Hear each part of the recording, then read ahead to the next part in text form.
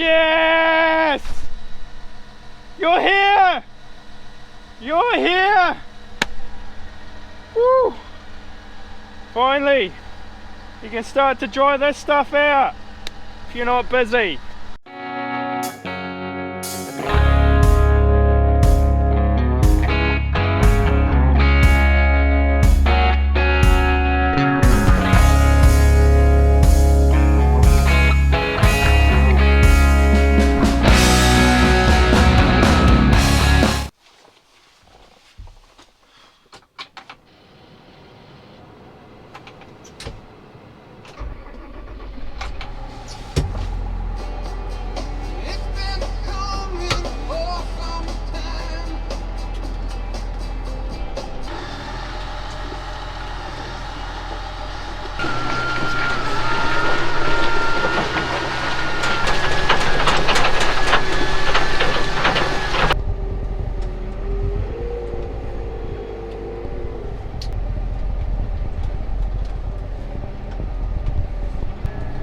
Okay there, ladies and gentlemen, welcome back to the channel. Now I'm just loading up these bales to go and feed out, as every second day we feed out, but the last time I had to feed out it was pretty bad. There was mud flying everywhere and there was water running through paddocks and everything was just wet. Now that is because we had 220 mils over the path of about 72 hours. Now there's a lot of regions around here, or areas, that have been a lot worse than us. If you know how Canterbury has set out,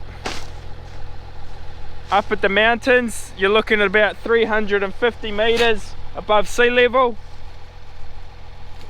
And obviously it all drains out to the sea that is at 0 meters above sea level. And so what's that telling you? That it all just flows out to sea.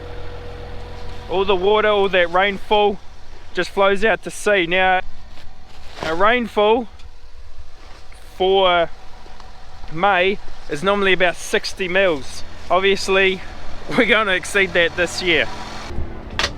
So for us, a lot of the water has already drained out, has already gone away, and we're quite fortunate for that. Like I was just saying, the Canterbury Plains are on a slant towards the ocean and it all just drains out.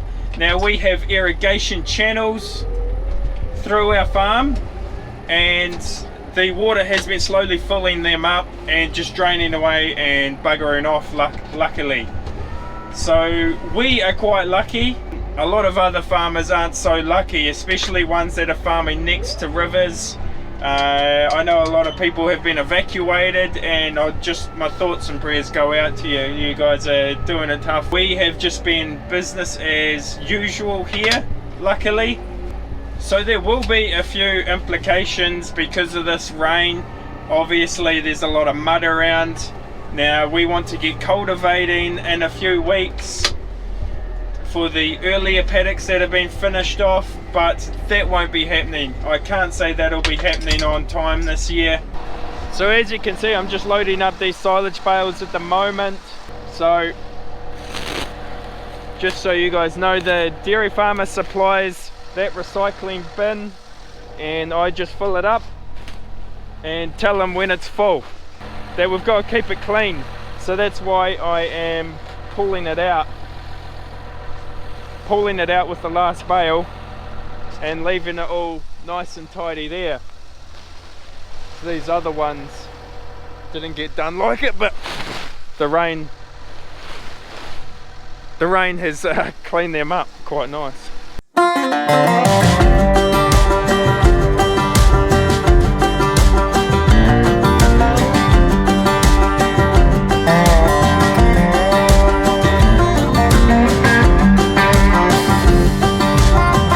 Yes! You're here! You're here!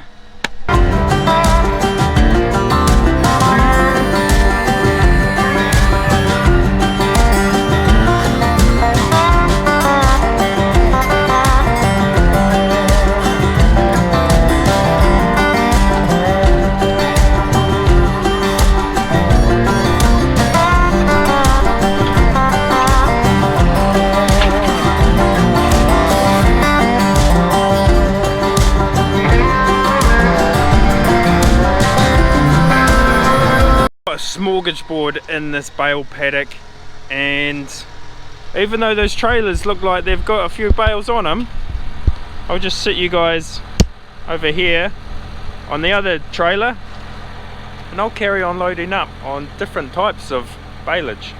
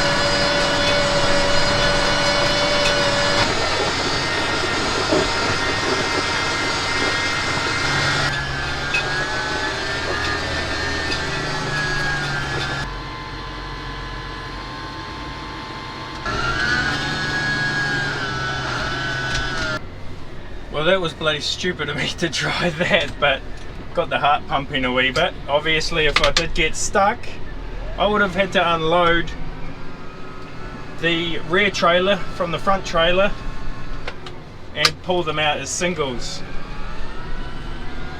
Not efficient doing it that way. So we'll just grab one bale off and take it to this other herd of calves.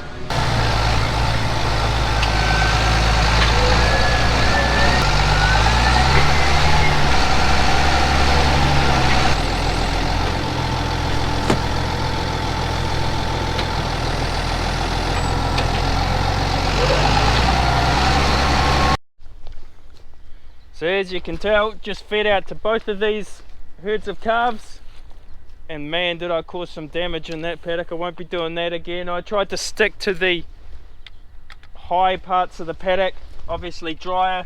Now when I put the feeders out though, or when I move the feeders to the next location, it's got to be a high point so that it just stops all that pugging and mess. So naturally there will be a little bit of pugging with all this rain we've had. It's to be expected, but we are quite lucky on this soil type because we have these. Now that allowed the tractor to sit up on top along with the trailer or trailers and to stop me from getting stuck. So like I was saying earlier guys, the rainwater has been running down, then it's also been going in to the irrigation channels and ducking away that way.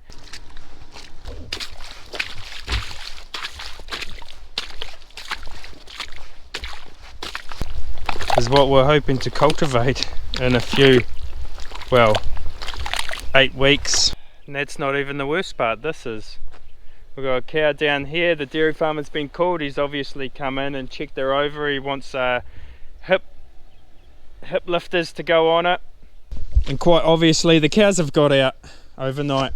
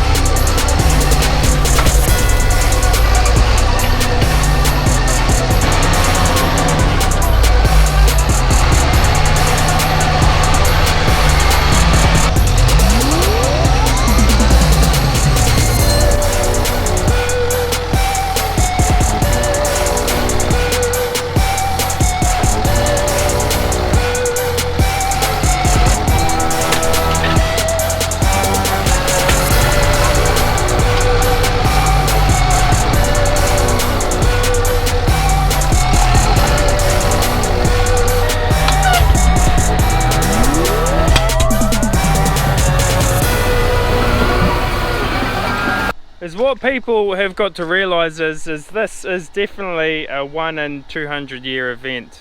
As farmers also we're trying our best with the conditions that we're given, alright? I think you just got to remember that. Both in a mental health state, we're trying our best, but also from an animal welfare, yeah, we're trying our best.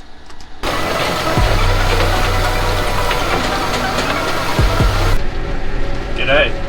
Hey, are you on your way? Okay, where are you? Oh, okay, good as gold. We'll meet you there then. Yeah, we'll get this cow sorted out. Sweet, see ya. Bye.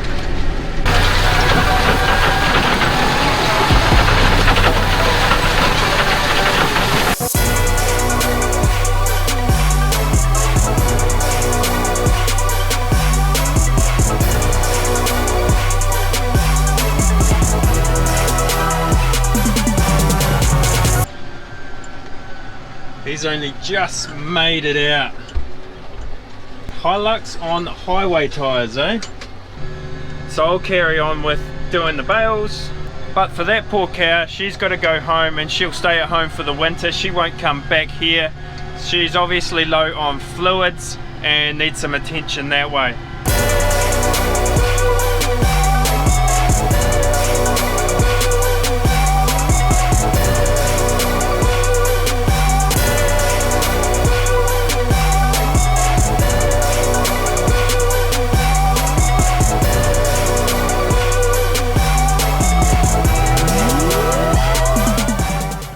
So with this trailer setup, you're imagining that I cannot go everywhere that I would be able to if I just had the rear trailer on or I had that other big trailer on.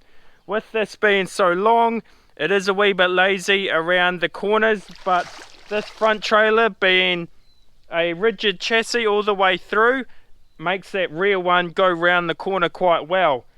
But obviously through the farm, I have to follow a strategic path, if you will. Now all of this was underwater, so the tractor wheels would have been in water. Over here was all underwater and it was flowing through the paddock that way. But this part and this part will take a wee while to get rid of, but we'll keep the cows off them by fencing off this corner so they can't get in here and make a mess or make it even worse. But not is all lost with this rain that we've had. We took an opportunity to get ahead with that grass scrub that's giving us problems this season. So you see these tram lines up here? We've had spray trucks go all through this ground, a grass ground. So they sprayed on 4 litres per hectare of dew. It's obviously a chemical that takes out grass scrub, and that chemical can kill off that grass scrub, because as I was explaining in an earlier video, when we go to turn this grass over and put it into fodder beet, that grass scrub will be down lower because it's winter and hibernating effectively. Then in the spring, when we've planted that fodder beet and it's at a palatable size, that grass scrub will come back through and eat the fodder beet and then fly away as a brown beetle. Hopefully we had enough drizzle yesterday to take that chemical down. Okay, ladies and gentlemen, so here we are in Hinds. It's State Highway 1 just in behind us. So basically on Sunday night, so Friday afternoon, the rain started. It didn't stop until Monday lunch, and then the showers were on and off as well. So Sunday was probably peak for when the flooding happened around here anyway. So basically downhill is that way. If downhill's that way and uphill's that way, obviously the water's been coming down here. This railway was acting as a dam. The bridge was all closed, so everything north was blocked, but they allowed me to come this way. I don't know why, because when I came over that railway, the truck went down and the water started coming up over my bonnet, which the trucks know exactly small, so there's a lot of water in here, and it was just all the way down here, and it was slowly going over. It blew out to the railway, all the shingle gone. Facing towards the mountains, the water didn't stop until you got up to the school, and now that is about 120 meters or 150 meters, about that away from here. Also these houses here, that one there was very close to getting water in it. These houses here had water through them. So like I was saying earlier, that the railway was effectively acting like a dam. Well, that dam broke free. As you can see, this is the foundations